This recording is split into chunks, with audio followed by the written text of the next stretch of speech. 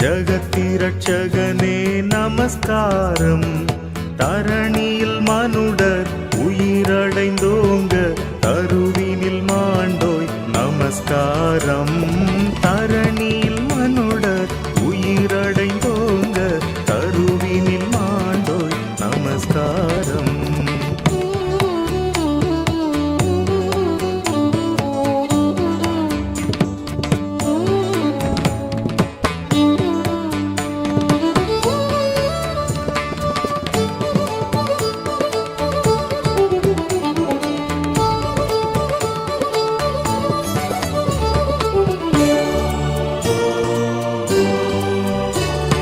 பரிசுத்த ஆவி நமஸ்காரம். பரமசர் குருவே நமஸ்காரம். அருவியாய் அடியார் அகத்தினில் வசிக்கும் அரிய சித்தே சதா நமஸ்காரம். அருவியாய் அடியார் அகத்தினில் வசிக்கும் அரிய சித்தே சதா நமஸ்காரம்.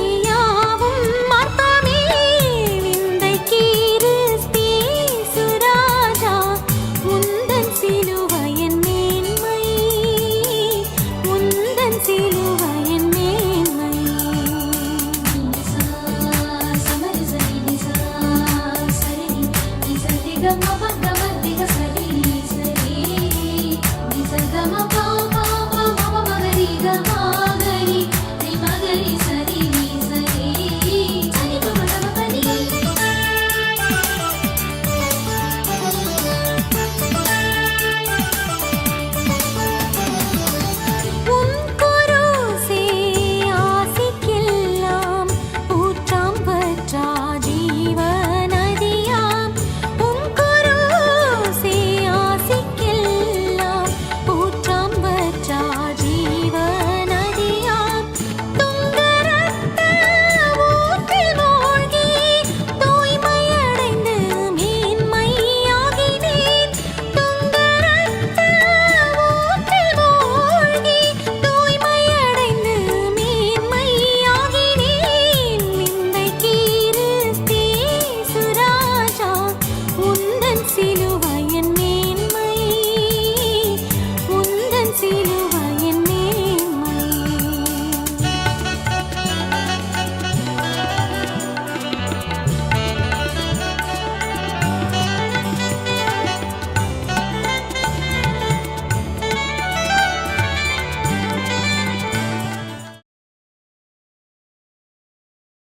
கிறிஸ்துவுக்குள் அன்பான சகோதர சகோதரிகளே, ஆண்டவராகிய இயேசு கிறிஸ்துவின் நாமத்திலே உங்கள் யாவருக்கும் அன்பின் நல்வாழ்த்துக்கள் கூறி இன்றைய தியானத்திற்கு உங்களை அன்போடு அழைக்கிறோம்.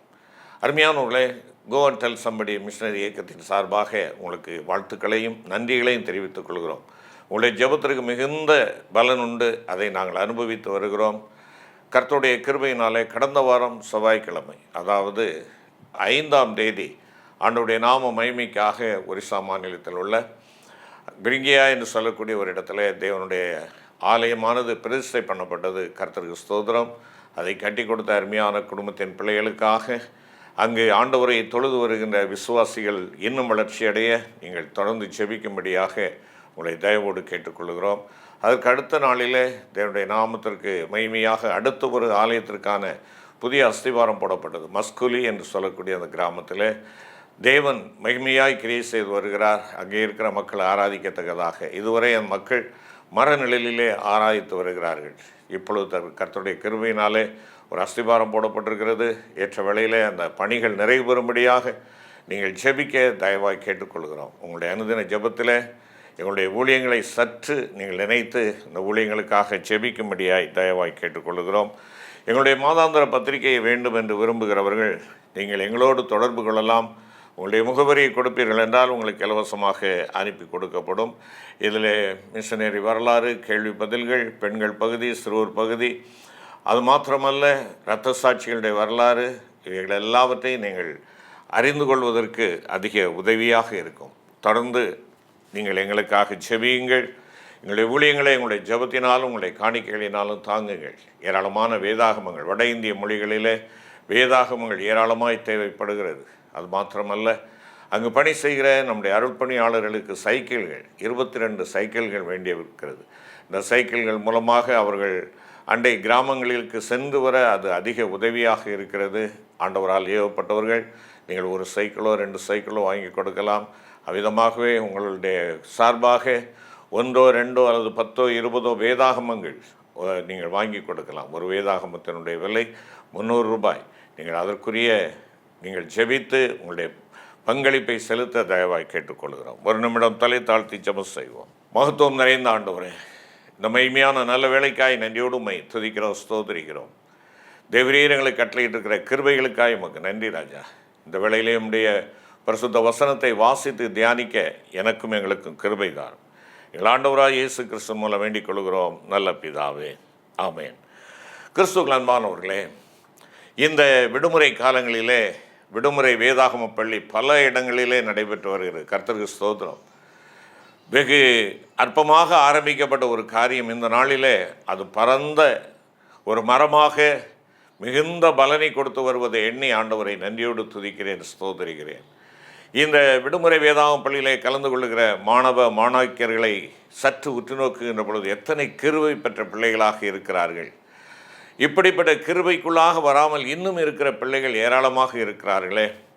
ஒருவேளை கிறிஸ்தவளாக இருக்கிற என்னுடைய குடும்பத்தில் என் பிள்ளைகள் கர்த்தரை அறிகிற அறிவிலே பலப்படுவதற்கு நான் என்னென்ன செய்கிறேன், என் பிள்ளைகள் இப்படிப்பட்ட ஆவிக்குரிய காரியங்களை கற்றுக்கொள்வதற்காக நான் உற்சாகப்படுத்துகிறேனா, நான் எவ்விதமாக இருக்கிறேன் என்பதை நாம் சற்று சீர்தூக்கி பார்க்க அழைக்கப்படுகிறோம். நம் மேல் விழுந்த கடமை அது. நீ உன் பிள்ளைகளுக்கு போதிப்பாயாக என்று சொல்லி ஆண்டவர் சொல்லியிருக்கிறார். அருமையான கர்த்தருடைய பிள்ளைகளே, இங்கே ஏசாயா தீர்க்கதரிசன புஸ்தகத்தில் 8ஆம் அதிகாரம் 18ஆம் வசனத்தை உங்களுக்கு முன்பாக நான் வைக்க விரும்புகிறேன். இதோ நானும் கர்த்தர் எனக்கு கொடுத்த பிள்ளைகளும் சீயோன் பர்வதத்தில் வாசமாயிருக்கிற சேனைகளின் கர்த்தராலே இஸ்ரவேலில் அடையாளங்களாகவும் அற்புதங்களாகவும் இருக்கிறோம். இதோ இதோ என்றால் behold, சற்று நோக்கிப்பார், உன் கண்களுக்கு முன்பாக நான் வைத்திருக்கிறேன் என்று அதனுடைய பொருளாக இருக்கிறது. இதோ அருமையான தேவ ஜனமே, ஒரு சாட்சியுள்ள குடும்பத்தை இங்கே நாம் பார்க்கிறோம். ஒரு சாட்சியுள்ள ஒரு குடும்பம். ஆம், இதோ பார். அருமையான கர்த்தருடைய பிள்ளைகளே, we are the visible community. நாம் காணக்கூடிய ஒரு சமுதாயமாக இந்த உலகத்திலே தேவன் உங்களையும் என்னையும் வைத்திருக்கிறார். கர்த்தருக்கான சாட்சியான குடும்பமாக. அருமையானவர்களே, இன்று சற்று நாம் யோசித்து பார்ப்போம். என் பிள்ளைகளுடைய ஆவிக்குரிய காரியங்களை அடுத்து நான் என்ன காரியங்களை செய்கிறேன்? நானும் என் மனைவியும் என் குடும்பமும் என் பிள்ளைகளும் கர்த்தரை காண்பிக்கின்ற ஒரு குடும்பமாக இருக்கிறதா? மற்றவர்கள் தேவனை எங்களிலே காணக்கூடியவர்களாக இருக்கிறார்களா? அலசி பார்க்க வேண்டிய ஒரு காலகட்டத்திற்குள்ளாக நாம் இருக்கிறோம். நமக்கு முன்னோடிகளாக சென்ற தலைமுறைகளை காட்டிலும் இப்பொழுது இருக்கிற நம்முடைய பிள்ளைகள், நம்முடைய சந்ததியார் மிகுந்த ஒரு எச்சரிப்புக்குள்ளாக நாம் அவர்களை வளர்க்க வேண்டிய கட்டாயத்திற்குள்ளாக நாம் இருக்கிறோம் என்பதை உணர்த்தி கொண்டிருக்கிறது. நம்முடைய சமுதாயத்தை சற்று உற்று நோக்கி பாருங்கள். இதோ நானும் என்று சொல்லக்கூடியதாக இருக்கிறதா? கர்த்தர் எனக்கு கொடுத்த பிள்ளைகளும் என்று சொல்லக்கூடியவர்களாக இருக்கிறோமா? சீயோன் பருவத்திலே வாசமாயிருக்கிற அந்த தேவனாலே, கர்த்தராலே இஸ்ரவேலின் அடையாளங்களாகவும் அற்புதங்களாகவும் இருக்கிறோம் என்று சொல்லத்தக்கதான சாட்சியன் வாயிலிருந்து வரக்கூடிய நிலையிலே இருக்கிறதா? அன்றைய இந்த ஏசாயா இறைவாக்கினர் இந்த வார்த்தைகளை சொல்லக்கூடிய அந்த காலகட்டத்தில் அந்த குடும்பம் எப்படிப்பட்டதாக இருந்தது? அவர்களுடைய சூழ்நிலை எப்படிப்பட்டதாக இருந்தது? 8ஆம் அதிகாரம் 3வது வசனத்தை பார்ப்பீர்கள் என்றால், நான் தீர்க்கதரிசியானவளை சேர்ந்தபோது அவள் கர்ப்பவதி ஆகி ஒரு குமாரனை பெற்றாள். இங்கே நான் பார்க்கிறோம், ஏசாயா மாத்திரமல்ல, அவருடைய மனைவியும் ஒரு தீர்க்கதரிசனியாக இருக்கிறார்கள். ஆம், ஒரு இறைவாக்கினராக அவர்கள் இருக்கிறார்கள். கணவன் மனைவி இருவரும் கர்த்தருக்கு பயப்படுகிற பயத்திலேயும், கர்த்தருடைய வார்த்தைகளை அறிவிக்கிறதிலேயும், கர்த்தருடைய வார்த்தைகளுக்கு கீழ்ப்படுவதிலேயும் அவர்கள் காணப்பட்டார்கள் என்று சொல்லி நாம் பார்க்கிறோம்.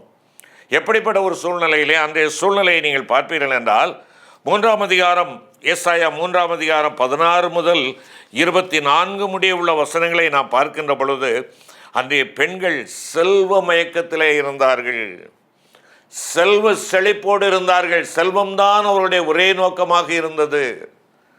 செல்வம்தான் அவர்களுக்கு எல்லாவற்றுக்கும் எல்லாமாக இருந்தது என்பதை நாம் என்ன செய்கிறோம், பார்க்கிறோம். அவர்களுடைய அலங்காரங்கள், அவர்களுடைய அணிகலன்கள், இவைகளெல்லாம் பார்க்கின்ற பொழுது, உண்மையான கர்த்தருடைய பிள்ளைகளே, அப்படிப்பட்ட சூழ்நிலை வித்தியாசமாக இருக்கிற ஒரு நேரத்தில் தங்களை அவர்கள் அலங்கரித்து கொண்டு வந்தார்கள். ஒருவேளை நகைகளினாலே தங்களை அலங்கரித்து அவர்கள் நடமாடு ஒரு நகைக்கூடமாக காணப்பட்டார்கள். வேதனையான ஒரு காரியம் அங்கே சொல்லப்பட்டிருக்கிறது. அவர்கள் என்ன செய்தார்கள்? ஆரங்களையும் அஸ்தக்கடகங்களையும் தலைமுக்காடுகளையும் என்று அப்படியே வரிசைப்படுத்தி வருகிறார். அத்தனையாய் செல்வ செழிப்பு உள்ளவர்களாகவும் அந்த செல்வ செழிப்பை நோக்கி ஓடுகின்ற ஒரு கூட்டத்தாராகவும் அவர்கள் இருந்தார்கள். அவர்களுடைய மயக்கம், அவர்களுடைய ஆசை, அவர்களுடைய மனம் நாடினதெல்லாம் என்ன? செல்வம் நிறைந்திருக்க வேண்டும், செல்வம் நிறைந்திருக்க வேண்டும். அது மாத்திரமல்ல, அன்றைய சூழ்நிலையை பார்ப்போம் என்றால் 22ஆம் அதிகாரம் ஏசாயா 22ஆம் அதிகாரம் 13வது வசனத்தை நீங்கள் பார்க்கின்ற பொழுது, 22:13, நீங்களோ சந்தோஷித்து களித்து ஆடு மாடுகளை அடித்து இறைச்சியை சாப்பிட்டு திராட்சரசத்தை குடித்து புசிப்போம் குடிப்போம் நாளைக்கு சாவோம் என்று சொல்லுவீர்கள். அருமையானவர்களே, செல்வ மயக்கம் மாத்திரமல்ல, குடிவெறிகளால் நிறைந்த ஒரு நாடாக அந்த நாடு காணப்பட்டது. குடிவெறிகளாக தங்களுடைய மனம் போல வாழ்ந்து குடிப்போம் வெறிப்போம், சாவு வந்தால் செத்து போவோம் என்று சொல்லக்கூடிய ஒரு நிலையிலே அவர்கள் இருந்தார்கள். பேராசை, உல்லாசம், தீய பண்புகள், இவைகளெல்லாம் 1ஆம் அதிகாரம் 4 முதல் 8 வசனங்களிலேயும், 3ஆம் அதிகாரம் 1ஆம் வசனம், 5ஆம் அதிகாரம் 8ஆம் வசனத்திலேயும் குறிப்பிடுகிறதை நாம் பார்க்கலாம். நீ கேட்டுக்கொண்டிருக்கிற அருமையான கர்த்தருடைய பிள்ளைகளே, சூழ்நிலை நமக்கு சாதகமாக இல்லை. சூழ்நிலை நம்மை தேவனுக்கு நேராக வழிநடத்தக்கூடியதாக இல்லை. அப்படிப்பட்ட காலகட்டத்திலே தான் இன்று நீங்களும் நானும் இருக்கிறோம். ஏசாயாவினுடைய காலத்திலே காணப்பட்ட அதே காரியங்கள் இன்று காணப்படுகிறது. அங்கே என்ன செல்வ மயக்கத்தை தேடி ஓடக்கூடியவர்களாக இருக்கிறார்கள். செல்வம் செல்வம் ஆஸ்தி அந்தஸ்து என்று ஓடுகிற மக்கள் குடிவரிகளினாலே தங்களை தாங்களே மறந்து போதைக்கு அடிமையாகி போதை வஸ்துக்களை அவர்கள் தங்களுடைய ஆகாரமாக எடுத்துக்கொள்ளக்கூடிய மிகுந்த அருவருப்பான ஒரு சூழ்நிலைகளை நாம் பார்க்கிறோம். பேராசை, உல்லாசமாக இருக்க வேண்டும் என்கின்றதான வாஞ்சை, இவைகளெல்லாம் நெருங்குகின்ற பொழுது சேருகின்ற பொழுது தீய பண்புகள் தீய செயல்பாடுகள் அவரிடத்திலே காணப்படுகின்றன. அங்கே வேதம் சொல்லுகிறது, நீதிபதிகள் ஊழல் செய்கிறவர்களாக இருந்தார்கள். உண்மையான தெய்வ வணக்கம் இல்லாமல் மாயையான தெய்வ வணக்கம் எல்லா இடங்களிலேயும் காணப்பட்டது. இவை அனைத்தின் மத்தியிலேயும் இந்த ஏசாயாவினுடைய குடும்பம் ஒரு சாட்சியின் குடும்பமாய் இருக்கிறதை பார்க்கிறோம். ஏசாயாவின் குடும்பம் ஒரு சாட்சியின் குடும்பமாய் இருக்கிறதை நாம் பார்க்கிறோம். ஆம், அவன் சொல்லுகிறான், he says, நானும் நானும் நானும் என்ன செய்ய என்று சொல்லுகின்ற பொழுது நான் மாத்திரம் ஒதுங்கினவனாக அல்ல. இன்றைக்கு நம்மை நாமே ஒதுக்கிக் கொள்கிறவர்களாக இருக்கிறோம். நான் எப்படியும் ஜீவிப்பேன், நீ ஒழுங்காயிரு என்று சொல்லக்கூடிய வித்தியாசமான ஒரு சூழ்நிலையை நாம் சந்திக்கிறவர்களாக இருக்கிறோம். நீ ஒழுங்காயிரு, நீ கோயிலுக்கு போ, நீ வேதம் வாசி, நீ பைபிள் படி, நீ ஜெபம் பண்ணு, என்னை கேட்காத, என்னை பார்க்காத. இங்கே அப்படி அல்ல. இவன் சொல்லுகிறான், நானும் உங்களுடைய கூட்டத்திலே நானும் ஒருவனாக இருக்க வேண்டும். நான் இருக்கின்ற பொழுது என்னை பின்பற்றுகிறவர்களாக நீங்கள் இருக்க வேண்டும். உங்களுக்கு மாதிரியாக நான் இருக்க வேண்டும். இந்த சிந்தை நோக்கமுடையவர்களாக தேவ பிள்ளையே நீ நானும் காணப்படுகிறோமா?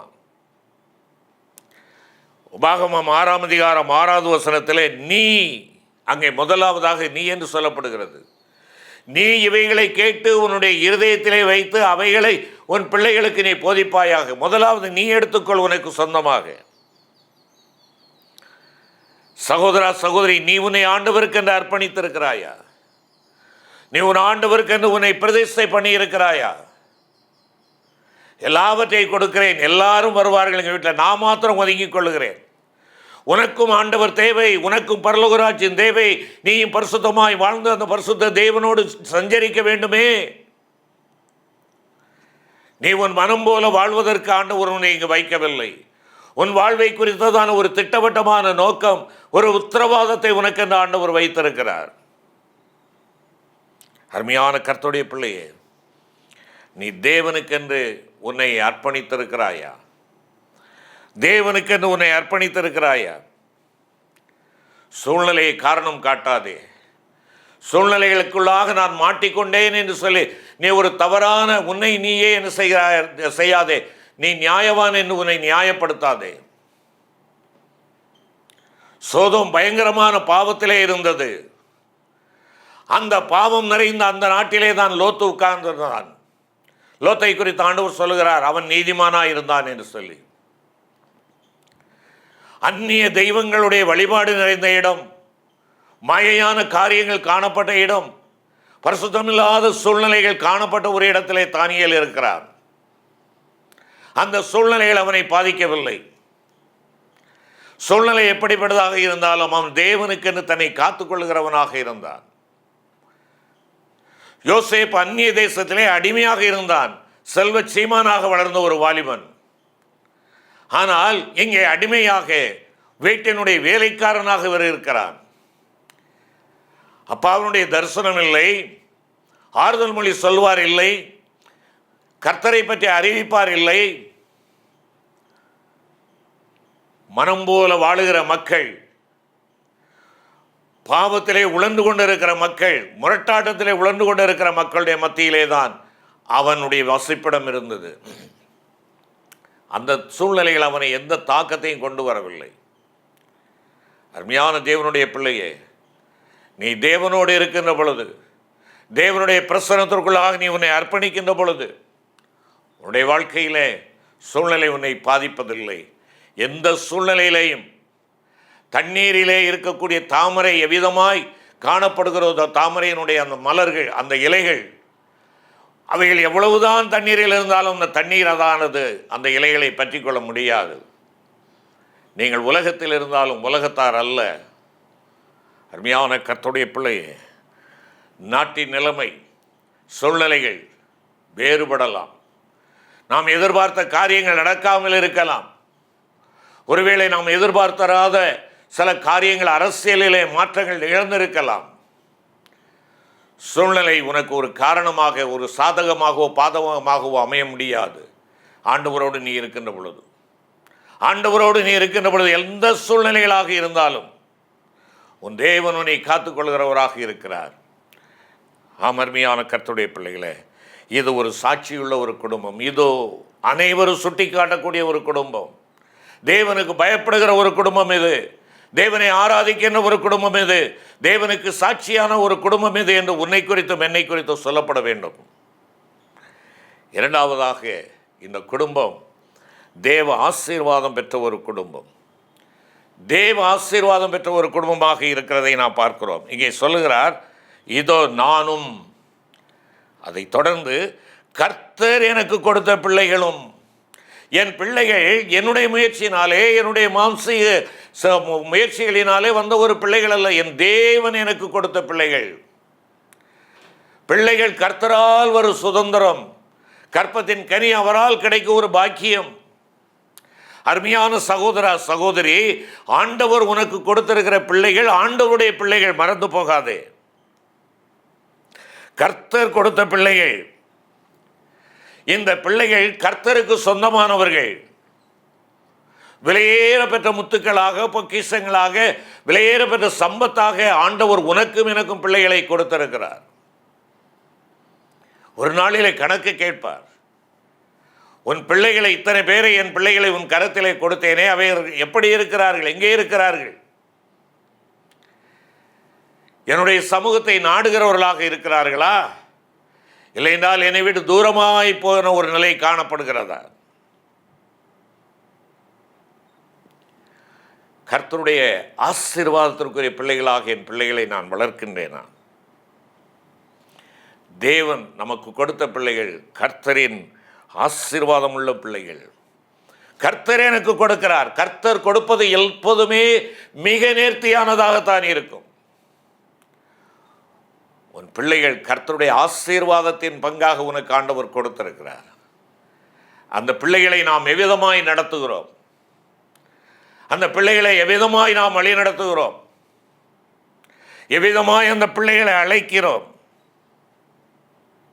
எத்தனை பேர் நம்முடைய பிள்ளைகளை வேண்டுமென்று அல்ல, ஒருவேளை நம்மை அறியாமலே நம்முடைய பிள்ளைகளை மிருகங்களாக அழைக்கிறோம், பிசாசு என்று சொல்லுகிறோம், கழுதை என்கிறோம், பன்றி என்கிறோம். எவ்வளவு வேதனையான வார்த்தைகள் உண்டோ அத்தனை வார்த்தைகளை சொல்லி பிள்ளைகளை நாம் கூப்பிட்டு அழைக்கிறோம். ஞானஸ்நானம் கொடுக்கப்பட்ட பொழுது என்ன அருமையான ஒரு பெயரை நாம் அவர்களுக்கு கொடுத்து நாம் அழைக்கிறோம். ஏன் அந்த பெயர் மறந்து விட்டதா? உன் பிள்ளைகளை ஆண்டவர் உனக்கு பன்றியின் பிள்ளைகளாக, கழுதையின் பிள்ளைகளாக, மிருகங்களாக, பிசாசாக கொடுத்திருக்கிறாரா?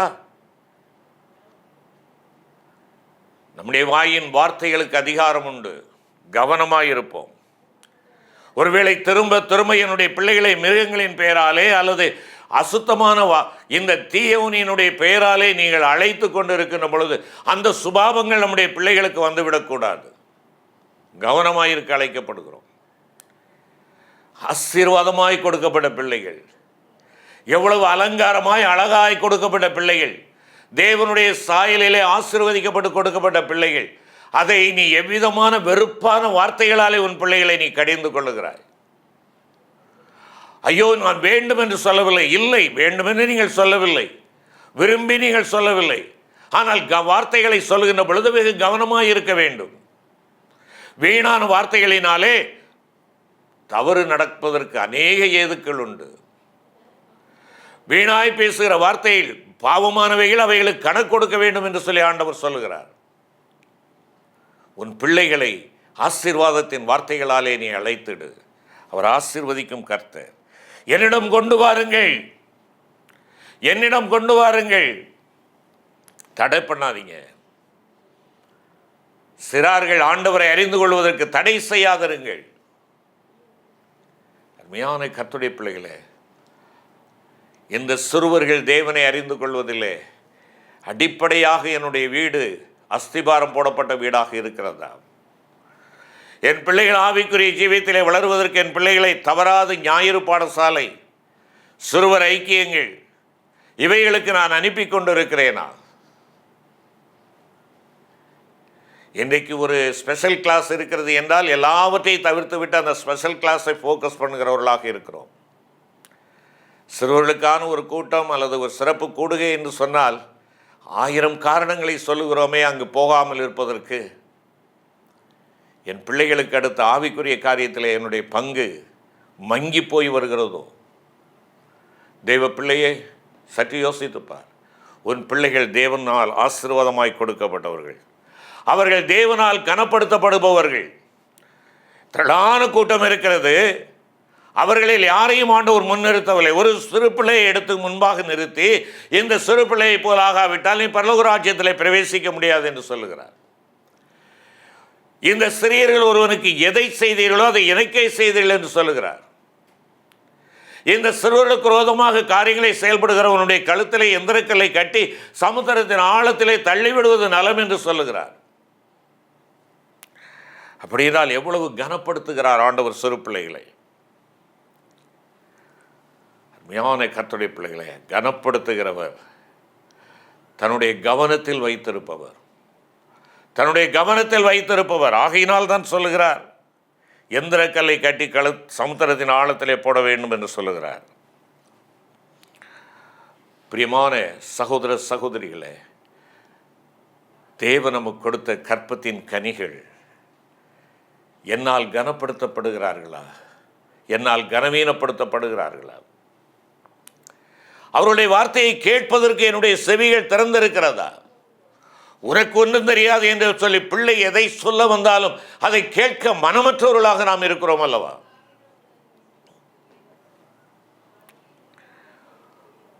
உயிருள்ள தேவனால் இந்த ஆசீர்வாதம் எனக்கு வந்தது. உன் பிள்ளைகள் உயிருள்ள தேவனால் ஆசீர்வதிக்கப்பட்டவர்களாக உனக்கு கொடுக்கப்படுகிறார்கள். அதைத்தான் அங்கே சொல்லுகிறார். சீயோன் பர்வதத்தில் வாசமாயிருக்கிற உன் பிள்ளைகள் ஜீவனுள்ள தேவனால் கொடுக்கப்பட்டவர்கள். உயிரோடு இருக்கிற தேவன் உனக்கு அருமையான கற்பத்தின் கனிகளை கொடுத்திருக்கிறார். ஆம், ஒரு சாட்சியுள்ள குடும்பமாயிருந்தது. கர்த்தருடைய ஆசீர்வாதத்தை பெற்ற குடும்பமாயிருந்தது. அதை அவன் அறிக்கையிடுகிறான். நிறைவாக கர்த்தரின் அடைக்கலத்திற்குள்ளான குடும்பமாயிருக்கிறது. கர்த்தரின் அடைக்கலத்திற்குள்ள குடும்பமாய் இருக்கிறது. அங்கே சொல்லுகிறார் பாருங்கள், சியோன் பர்வதத்தில் வாசமாயிருக்கிற சேனைகளின் கர்த்தராலே, சேனைகளின் கர்த்தராலே, ஆண்டவருடைய பாதுகாப்புக்குள்ளாக நாங்கள் இருக்கிறோம். எங்களை பராமரிக்கிற தேவன் சேனைகளின் கர்த்தர். அவர் உயிரோடு இருக்கிறவர். அவர் எனக்காக செய்கிறவர். அவர் என்னையும் என்னுடைய பிள்ளைகளையும் தம்முடைய உயர்ந்த அடைக்கலத்திற்குள்ளாக வைத்துக் கொள்ளுகிறார். அருமையான சகோதரனே, சகோதரியே, உன் பிள்ளைகளை ஆண்டவருடைய பராமரிப்புக்கும் பாதுகாவலுக்கு நீ ஒப்புக் கொடுத்தவனாக இருக்கிறாயா? இன்றைக்கு பிள்ளைகள் தவறான வழிகளிலே செல்வதற்கு ஏராளமான ஏதுக்கள் காணப்படுகின்றன. பயங்கரமான பாவங்களிலே விழுவதற்கு பலவிதமான, ஒருவேளை இந்த விஞ்ஞான சாதனங்கள் அதற்கு காரணங்களாக இருக்கின்றன. அப்படி இருக்கிற இந்த சூழ்நிலையிலே உன்னுடைய பிள்ளைகள் தேவனுடைய பாதுகாப்புக்குள்ளாக நீ ஒப்புக் கொடுத்து ஜெபிக்கிறாயா? அவருடைய செட்டைக்குள்ளாக உன் பிள்ளைகளை வைத்து எந்த தீங்கும் அணுகாதபடி காத்துக்கொள்ளும் ஆண்டவரே என்று சொல்லி உன் பிள்ளைகளுக்காக பெயர் சொல்லி நீ ஜெபிக்கிற மகனாக மகளாக இருக்கிறாயா? நீங்களும் நானும் அப்படி செய்கின்ற பொழுதுதான் தைரியமாய் சொல்ல முடியும், இஸ்ரவேலிலே அடையாளங்களாகவும் அற்புதங்களாகவும் இருக்கிறார்கள். இஸ்ரவேலிலே அடையாளங்களாகவும் அற்புதங்களாகவும். அடையாளம், என் பிள்ளைகள் முகவரி இல்லாதவர்களாக இருந்தார்கள், அட்ரஸ் இல்லாதவங்க இருந்தாங்க. ஏசப்பாவை அவர்கள் பற்றி கொண்ட பொழுதோ அவர்கள் தேவனுடைய பிள்ளைகள், ராஜாதி ராஜாவினுடைய செல்ல குழந்தைகள் என்கிறதான அந்த முகவரி அவர்களுக்கு கொடுக்கப்படுகிறது. இதுதான் அடையாளம். நானும் கர்த்தர் எனக்கு கொடுத்த பிள்ளைகளும் ஆண்டவருடைய அடைக்கலத்திற்குள்ளாக இருக்கிறோம். ஆண்டவருடைய அடைக்கலத்திற்குள்ளான குடும்பம், தேவனுடைய பராமரிப்புக்கும் பாதுகாப்புக்கும் உட்பட்ட ஒரு குடும்பம், தேவனாலே பராக்கிரமம் செய்கின்ற ஒரு குடும்பம். தேவன் அவர்களுக்கு யுத்த தலகர்த்தராக இருந்து அவர்களுக்காக யுத்தம் செய்கிறார். என் பிள்ளைகள் தேவனுடைய அடையாளங்கள், தேவனுடைய முகவரியை தாங்கினவர்கள். அடையாளங்கள் மாத்திரமல்ல, அவர்கள் அற்புதங்கள், அவர்கள் அழகானவர்கள், அவர்கள் வெளியேற பெற்ற தேவனுடைய பிள்ளைகள். தைரியமாய் சொல்ல நம்மை ஒப்புக் கொடுப்போமா? உன் பிள்ளைகளை குறித்து கரிசனையாயிரு. ஏனோ தானோ என்று இருக்காதே. நீ ஒழுங்குள்ளவனாக இருப்பாய் என்றால் உன் பிள்ளைகளை குறித்ததான கரிசனை தரிசனம் உன் வாழ்க்கையிலே நிறைந்திருக்கும். அப்படி நிறைந்திருக்கின்ற பொழுது உன் பிள்ளைகளுக்காக நீ முழங்கால் படியிட்டு நீ ஜெபிக்க உன்னை ஆண்டவர் நிச்சயமாய் தடப்படுத்துவார். தைரியமாய் சொல்ல வேண்டும், நானும் கர்த்தர் எனக்கு கொடுத்த பிள்ளைகளும். அந்த பிள்ளைகள் யார்? சியோன் பர்வதத்திலே வாசமாயிருக்கிற, ஜீவித்துக் கொண்டிருக்கிற தேவனாலே, சேனைகளின் கர்த்தராலே அவருடைய பாதுகாப்புக்குள்ளாக்கப்பட்ட ஒரு குடும்பம். நாங்கள் அடையாளங்கள், நாங்கள் அற்புதங்கள். செபிப்போமா? கிருபை நிறைந்த ஆண்டவரே, எங்களுக்கு நீர் கொடுத்திருக்கிற நல்ல குடும்பங்களுக்காய் மக்கு ஸ்தோத்திரம்.